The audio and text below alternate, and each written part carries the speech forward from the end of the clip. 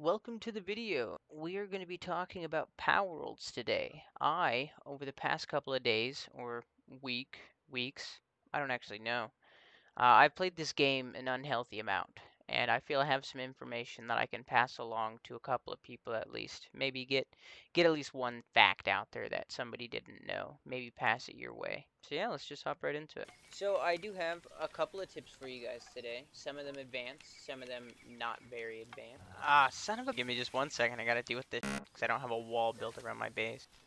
Has fallen ill? Why are you depressed, man? Why can't I just make my video? What the fuck is going on? Alright, can I get along with the video now, guys? First simple tip we're gonna talk about. Obviously, you should know this if you start the game. It's don't pass up on life monk effigies. Really don't pass up on those. Almost every single time I track down one life monk effigy, I find like 2 to 3 more. I recommend going out if you're looking for them. Wait until the nighttime, get a flying mount, and just go ham looking for those things. It's pretty easy just to fly straight up and look around. You'll see so many glimmering off in the distance. And I guarantee you, whenever you think you found them all, you probably haven't. There's got to be a couple more hidden around here somewhere I probably found, or probably haven't found. So, never pass up on life monk effigies. Something to know right now, I don't know if it's for the Game Pass version of the game. I do know it's for the Steam version of the game, which sucks for me because I didn't know it until after. Whenever you go to upgrade yourself with the life monk effigies, they actually have an inverse effect right now, and it's a bug in the game. This game still isn't early access, so just know that before they fix this, if you're upgrading your life monk effigy, like I have mine upgraded to level 8 right now, that's actually inversed for some reason, and it's making it harder to catch pals, and it's not fun. I will say that right now. So I would just hold off on upgrading your pals, or I mean upgrading your effigies until they release a patch for that. Um, I'm assuming it'll probably be soon. I can't imagine they let that go on for so long because we did just find out about it. Numero dos.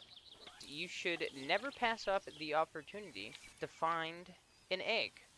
You'll find them all over the place. I mean, honestly, I don't even have to go anywhere. You playing the game, you'll just find them.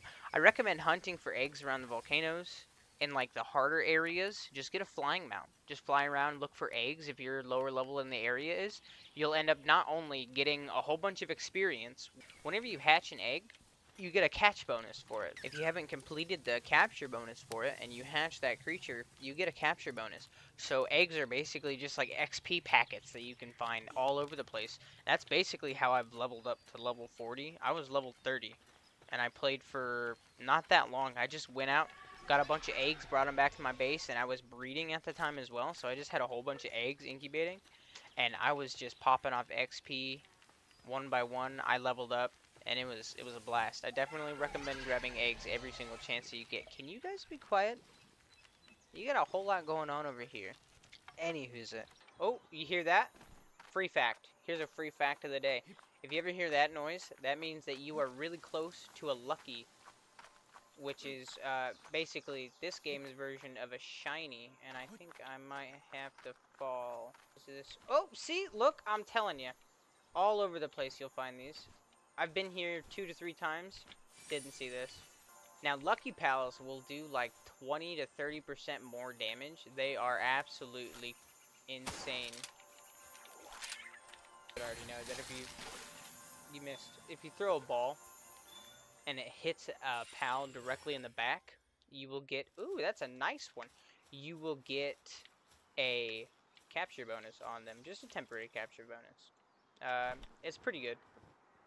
You can capture pal merchants, and you can also capture black market merchants. So I definitely recommend capturing at least one black market merchant because their inventory will recycle, and you can recycle it on command by putting them in and out of your pal box. So if you're like hunting for a specific pal and you don't want to leave your base because you're a lazy hoe like me, then you can just recycle the black markets guy's thing and then get your Vixies to dig goals for you, or you can even get that one cat that's useless but she digs gold, so you can use that and you can put that in your base, and bada bing, bada boom, you got yourself free pals. Well, they're not free, but they are kind of free because you don't really have to do any work for it. So, oh no. No, stop staring at me like that. You're creeping me out. Oh, the top of your head. That's your weak spot, really? Sense because you have an armored mask. Ow! Ow! Ow! Please don't. Please stop. Please stop. You're hurting me very aggressively. I need him to have a status effect so I have a higher chance of catching him. That was not a status effect. A 3% chance? You think we can do it? I want one so bad. I haven't been able to catch one yet. Everyone that I've come up on and tried to catch, I've accidentally killed with status effects like fire. Now, they're really hard to catch. Sorry, man. You made me waste all those spears. But I got a golden key and all my gold back, I think. So, let's go. Anyways. Another tip for dungeons is to use Ragnarok to get around. Because it's very good at maneuvering through these dungeons. It's just small enough to fit through the doors. I think it's like one of the only flying mounts that's small enough to fit through the doors and the archways. And it's very fast. Good at going over the water. You don't have to worry about any bullshit. And it's pretty good attacking mount, so you don't... Is that the boss room right there? This is the boss room. Alright. I don't want a wyvern boss. So, as you can see, if you leave the boss room, and then you go a different way for a little bit,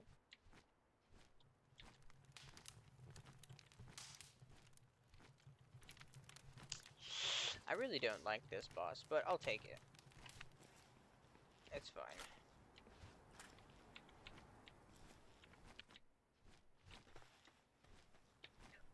Always mark these trees on the map. The fruits on them will regenerate. I literally just marked this one on the map. I don't know why I just to show you guys this one, but the fruits on these will regenerate. So mark those on your map and make sure to come back to them. This next tip is going to be about building your base. You're going to want to build your base in a pretty open area. There's a lot of open areas on the map that are just like this. Where I am right here. Open area, open area, open area, open area. You can find them pretty easily, but you're going to want to find a big patch of just nothingness to build your base. And I say this because your pals are kind of stupid sometimes. And they can get stuck on almost anything. Almost any obstacle, anything. They can even sometimes just wind up getting stuck behind this building right here. They do it all the time. So you gotta make sure that you're accounting for having like an open area, not a lot of stuff for your pals to get stuck on. Even if I used to have this storage container right here, and the pals would get stuck on top of the storage container. They just get stuck on top of it. So definitely make sure that you're clearing the area. Make sure you have ample room for your pals to walk around and do whatever the hell they need to do, because otherwise they'll make it your problem. The next tip after building your base in an open area is definitely to use Vixies and upgrade them, like their little level, their partner skill. Use Vixies and upgrade them, because they will passively collect you Pal Spheres, and then as you upgrade them, they'll get higher and higher tier Pal Spheres for you to just passively get in your base. I definitely recommend having them. I don't have one on my staff right now. Because I am currently trying to make sure that I have a lot of food for breeding. And I don't really need that many Pal Spheres, but definitely get a Vixie, go capture a whole bunch of Vixies, and then pour all those Vixies into one Vixie. And then it doesn't really matter what you have. I just have 2 boss Vixies I use. I don't know if it changes anything having a boss Vixie, but I put those in my major, and I just have Pal Spheres. So many Pal Spheres, you never have to even worry about Pal Spheres. Tip: pals at the base, if you ever get raided, or if a pal for some reason, say it gets like stuck like right here, or like this loot moon, say this loot moon gets stuck like right here on the edge of this base, and he gets stuck and he can't eat or whatever, and he just incapacitates himself. A lot of the time you don't even notice it happens, because while you're out doing whatever you gotta do, your pals with transporting will come over here, and they'll pick them up, and they'll hoist them, and they'll carry them to bed. And then once they get to their bed, they just start passively regaining some health, reviving them. That's a pretty cool tip that I didn't know for a long time, because I just wasn't paying attention. Holy mother of God. Want your pals to go into a building, just close the door, because your pals, I don't think they can open up doors. They won't go in there, but be wary. If you have a door closed, make sure that you check in there or have windows on the room, because sometimes pals will like spawn in, like load into the world behind a closed door, and then they'll get stuck and they'll die, and then no pals can go in there to revive them, so they're just dead. And they're just dead there for a long time. No food, no water, because you're a bad owner. That's why I kind of just leave my doors open. Build an ore collection base. It's definitely worth it. I know it might take some time, but I will save you some time right now. And I will actually, I'm just going to sort this stuff in my inventory.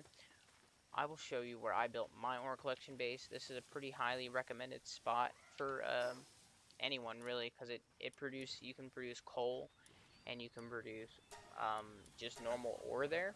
And that's really good, because those are the basic ingredients that you need to get refined ingots, which is like used pretty late in the game. It's pretty heavily used. Base set up. I have it set up here on top of this hill, right next to the sealed realm of the Guardian. This boss fight with the Valet, Velet, whatever his name is.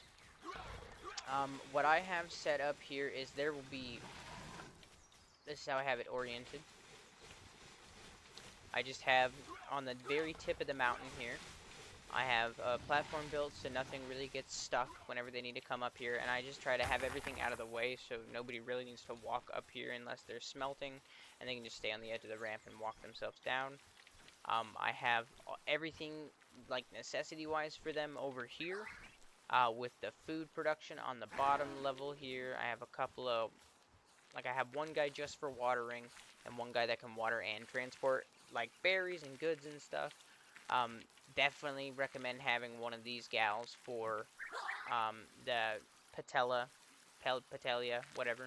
I definitely recommend having one of these because they're really fast, and I just like how these guys look, so that's why I always have one of them here. But they're pretty good at planting and stuff too.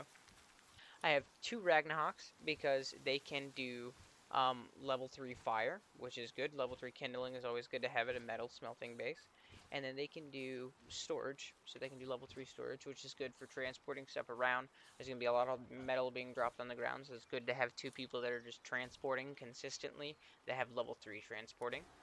I have this Calamari because it is a Dark-type Pokemon. And fun fact about Dark-type Pokemon is they don't have to sleep. So all through the night, whenever everybody else goes to bed, she's just running around collecting all the ore everybody needs or has left on the ground.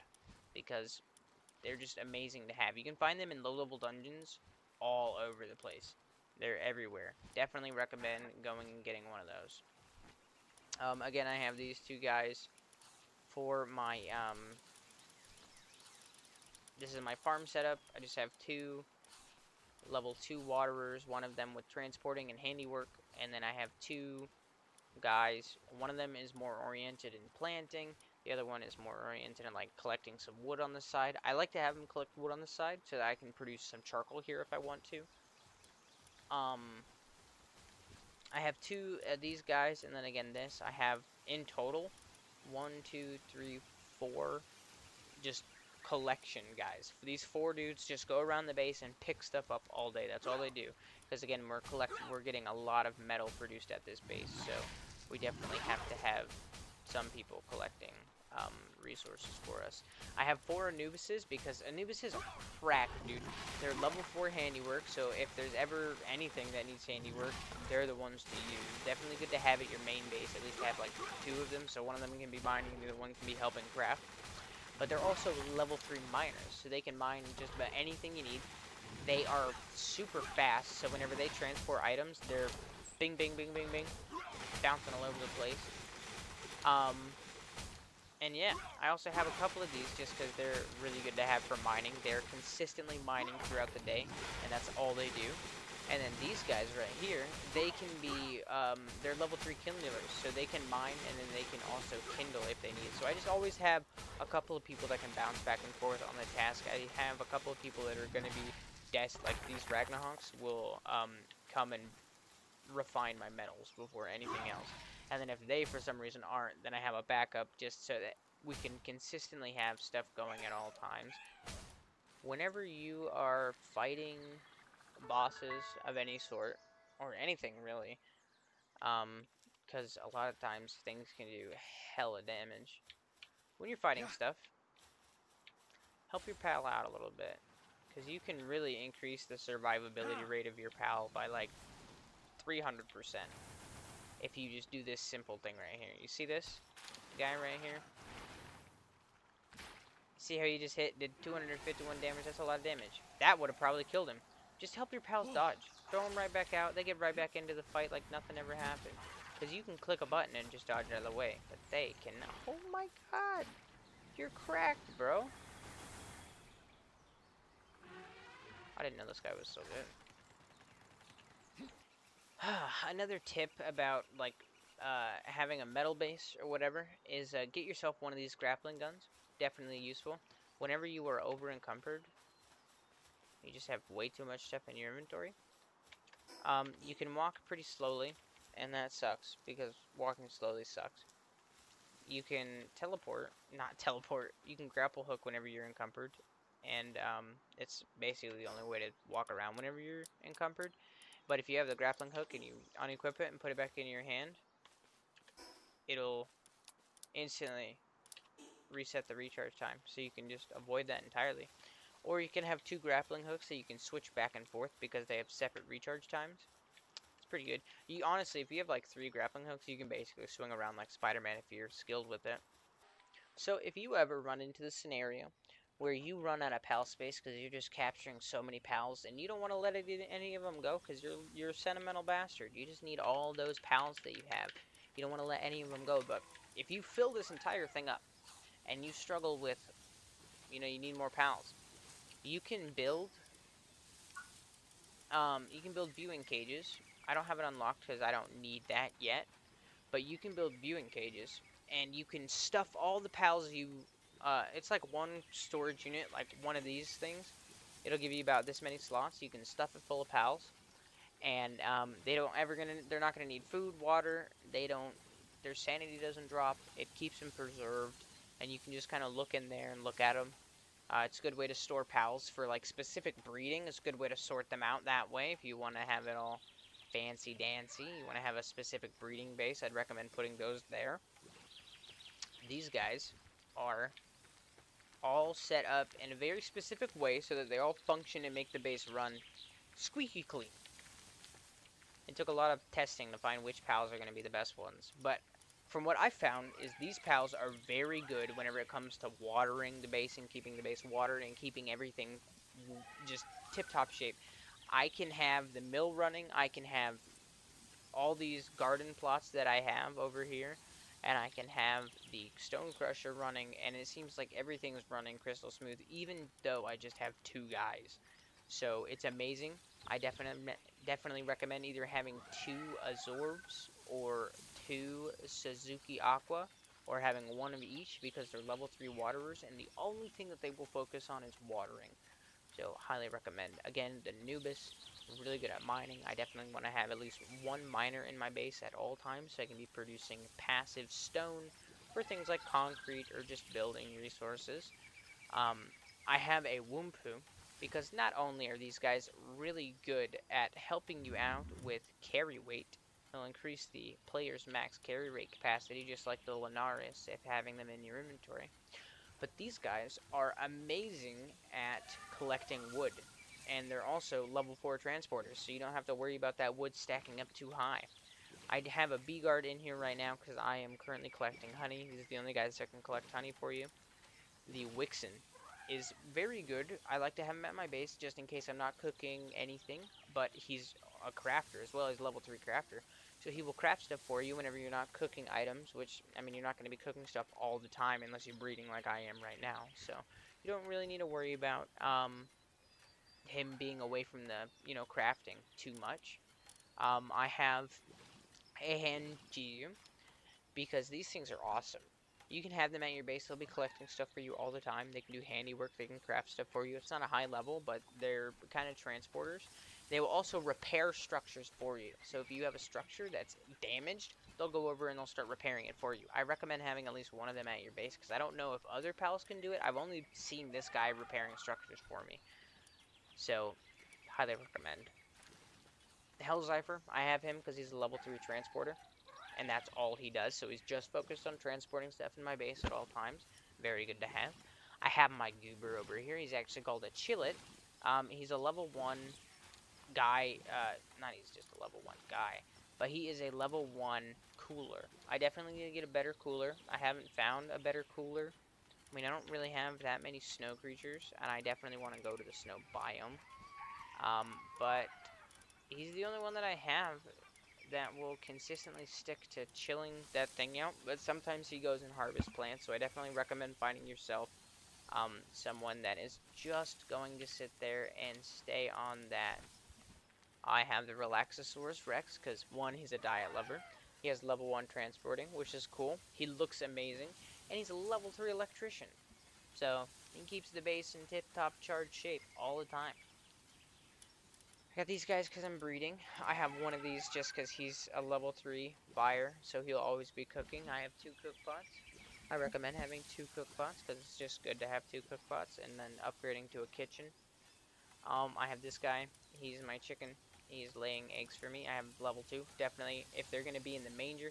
Honestly, all the base pals that you have, you're going to want to upgrade because it'll increase their capabilities in the base, and it'll increase like their grazing ability and their harvesting ability and everything. The Loop Moon right here, I have his work speed upgrade to max because he's a level 2 worker, and all he does is work on the benches. That's all he does. I have 2 of these guys because they are amazing planters, but I'm going to do myself a favor, actually. I'm going to put him here, because he's an even better worker. You definitely should have him working on your farm at all times. And then I have this guy here because he's producing milk for me, and I need milk. Whenever you're doing this, though, if you're ever breeding, you want to make sure to have your feeding trough have items that don't decay over here, and then put just berries over here for your guys, for your pals. Because if you don't put something that doesn't decay in these slots, then your pals will collect all of your stuff that can spoil, and they'll put it in the feeding troughs rather than throwing it inside of your fridge, and you won't have a full fridge anymore because they'll just be eating everything that you own like goblins. And of course, this is just a bonus tip. I always have a feeding trough next to where my pals are working because it will it'll increase workability like by a lot. It increases. He doesn't have to run all the way over there to eat. He just takes 2 steps to the right, eats, and then whatever. Perfectly fine. Every time. Alright, just before ending the video, I wanted to do a little bit of a pal showcase. Every time I do one of these videos, I'm going to showcase a singular pal that I think deserves some extra attention, a little bit of extra respect, because they are just a badass pal.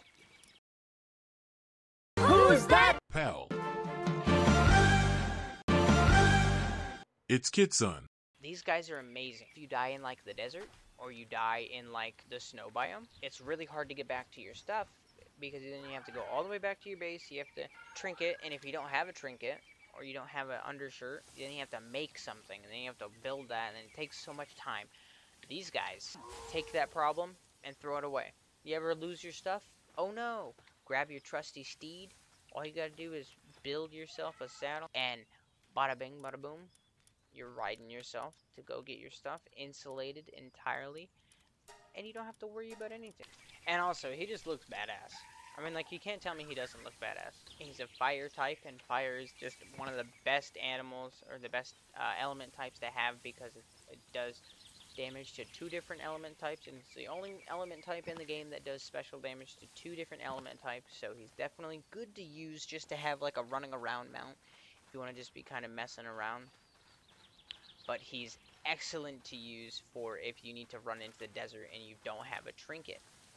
He's kind of hard to find, but breeding's pretty easy in this game, so I definitely recommend getting yourself one of these boys. He is the pal of the week. Alright, thanks for watching. Peace out.